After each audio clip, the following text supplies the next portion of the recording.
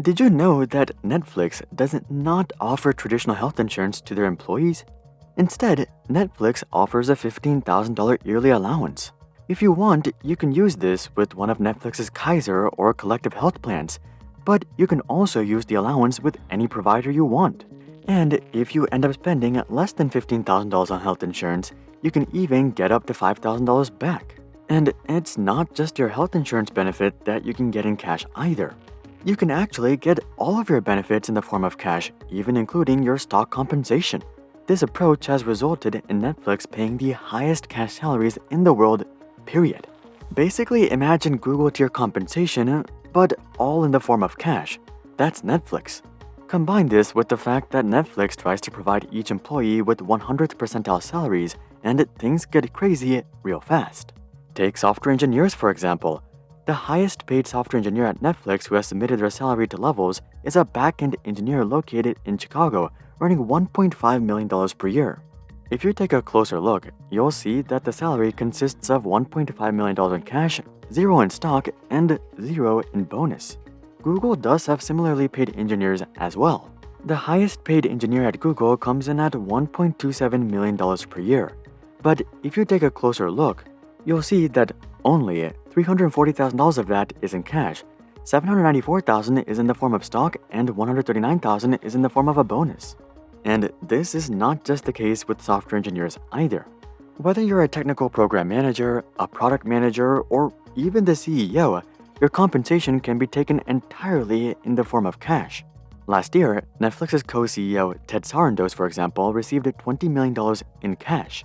This makes Netflix the highest cash payer in the world, period. There may be some exceptions here and there that make more than what Netflix offers, but as an organization, no one pays higher cash salaries than Netflix.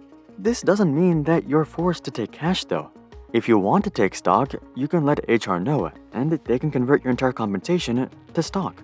The founder of Netflix, Reed Hastings, for example, chose to take his $40 million package mostly in stock. Most employees, however, generally choose fully cash compensations. So here's how Netflix ended up becoming the cash king, and the pros and cons of this practice. These crazy high cash salaries are no doubt unorthodox, but that's just one of the many practices at Netflix that are unorthodox. Reed Hastings has an extremely unique leadership style that's centered around freedom, responsibility, and transparency. He likes to be brutally honest and isn't afraid to say things how they are. For example, you often hear CEOs refer to their employees as being a family, but Reed knows that that's not true. There is only one reason you're there: for money. Hopefully, you actually somewhat like the work and what the company is trying to accomplish, but those are just pluses. The bottom line is that you're there for money, and the company has you there so that they can make more money. That's it. Reed is super candid about this and is straightforward in saying that Netflix is a team, not a family, and all of his company's policies are based around this reality. Not forcing stock compensation or health insurance onto employees is part of this approach. As a CEO, it's natural to think that your stock is the best, but Reed understands that not all of his employees would agree, so he doesn't force it. Similarly, he doesn't pay employees based on how hard they work or how much time they spend in the office. In fact, Netflix has no 9-to-5 policy or even a vacation policy. Instead, employees are given a task, expectations, and a deadline. If you're able to perform to these standards while working 10 hours a week, good for you. On the other hand, even if you're working 100 hours per week but you don't even get close to what's expected, they're gonna look for someone else. It's that simple. Given this philosophy, it makes sense why Netflix gives their employees so much control over their compensation. But just having this philosophy isn't enough to utilize this strategy. The second thing to note is that Netflix is actually in a position where they can afford it. Just because you're a big company does not mean that you can afford it. Amazon, for example, has extraordinarily low profit margins, so Amazon could not even dream of paying these cash salaries. But thanks to Netflix's extremely lucrative subscription model, Netflix can actually afford it. There's also a bit of strategy to this as well. One of the reasons that companies hand out stock compensation is because they're hoping that employees will hang on to it and that it'll motivate them. But the reality is that a substantial number of employees liquidate their stock as soon as they receive it. Even Tim Cook did this despite literally being CEO. Reed approached this from a practical perspective and figured, why dilute my company and hand it out to people that don't even want it, especially when I can just afford to pay them in cash? Really, this line of reasoning makes a lot of sense, and it's surprising that other cash-rich companies don't do the same. Alright, so that's why Netflix offers their compensations in cash, but is there actually any real benefit to this? Well, absolutely. For one, employees don't have to deal with stock fluctuations. Here's the thing, the stock compensation figures that you see on salary websites aren't constant figures. Let's take a Facebook director for example. According to Levels, a Facebook director earns $881,000 per year in stock. However, this compensation figure only comes to fruition if the stock price stays constant throughout the job.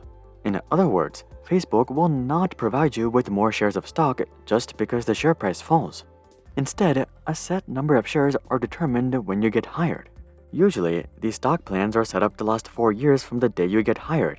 So, if you get hired as a Facebook director, you wouldn't be offered $881,000 per year. Rather, you'd be offered $3.5 million for the next 4 years at current share prices. From there, you'll get access to a portion of the stock every year. This might not sound like a big difference, but it definitely can be. For example, imagine that you were hired at Facebook in September of 2021. Since then, Facebook stock has plummeted 70%, which would mean that your $881,000 worth of stock is only worth $264,000 by the time you get it. Now, of course, that still adds up to a total compensation of $700,000. But that's almost half of $1.3 million, despite the fact that you're doing the same job. Now, imagine that this same scenario took place in Netflix. Netflix stock has also crashed as much as 75% since their peak last year. But if you were a Netflix director earning $1.3 million last year, you'd still be earning the full $1.3 million as long as you didn't get laid off, of course. A similar argument could be made for the health insurance credit as well. Usually, a substantial number of employees don't even use the company-provided health insurance because they're covered by their spouse's company or their parent's company or whatever the case may be. This is awesome for companies, given that they can boast about having great insurance plans while not even having to pay for a bunch of their employees. On the flip side, this sucks for employees, given that health insurance is technically a part of their total compensation, but they're not actually receiving it. Netflix's health insurance credit, however, would ensure that employees aren't fully left out.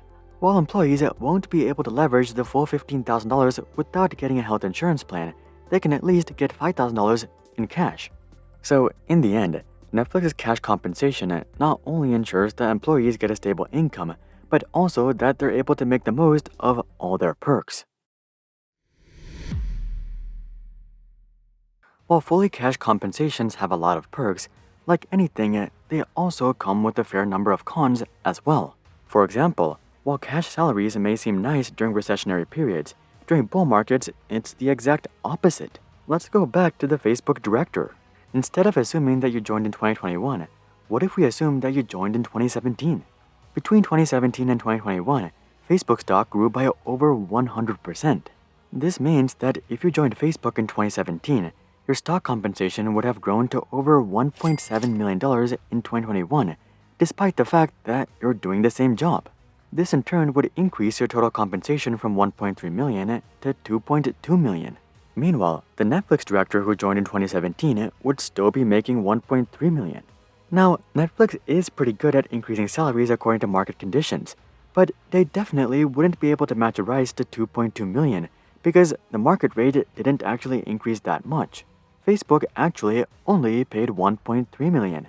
You simply ended up earning $2.2 million because the stock prices worked in your favor.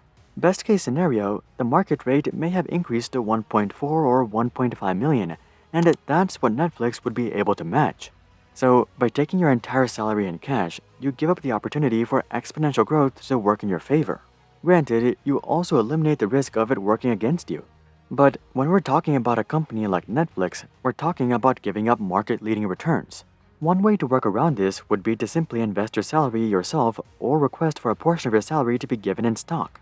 But you wouldn't be able to buy nearly as much stock as Facebook or Google offered you due to the second shortfall of cash salaries, which is high taxes. When you're earning 7 figures in cash, you can bet that the government is going to tax the hell out of you. If you're in California, it's probably going to be over 50%. Meanwhile, if you had a lot of stock compensation, you'd still be paying a massive tax bill. But maybe you could reduce the percentage to something closer to 40%. And when we're talking about 7-figure salaries, that's an extra 6 figures that you get to keep. Something else to note is that the unlimited vacation time is also not as good as it may seem at first glance. You see, employees generally feel bad when you take time off in an unlimited PTO environment. And on average, they actually end up taking 2 fewer days off per year. So Netflix ends up coming off as the nice employer that offers unlimited time off, even though that doesn't actually translate to more time being taken off. Also, most companies have a policy of paying out accrued PTO when you leave the company under good terms. For companies with unlimited PTO though, there is no accrued PTO, so they can avoid paying that. So while such policies do have their perks, they're by no means perfect either. In the end, Netflix has taken an approach to compensation that's extremely uncommon. Not only do they pay fat tech salaries, but they pay it all in cash. This is largely due to their philosophy and extraordinary profitability. While there are advantages and disadvantages to this compensation structure, I very much think that it's a step in the right direction. Giving employees more control of how they get paid is never a bad thing.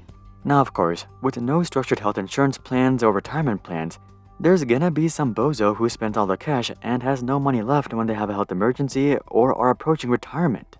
But for the rest of us who are relatively sensible and take ownership of our financial situation, I think this is awesome, and I would be a fan of the system being implemented much more frequently. But that's just what I think. Would you prefer an all-cash compensation? Comment that down below.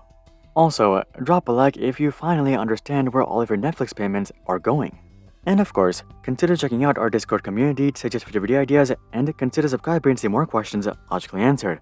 But until then, I'm Hari, and I'll see you guys on the next one.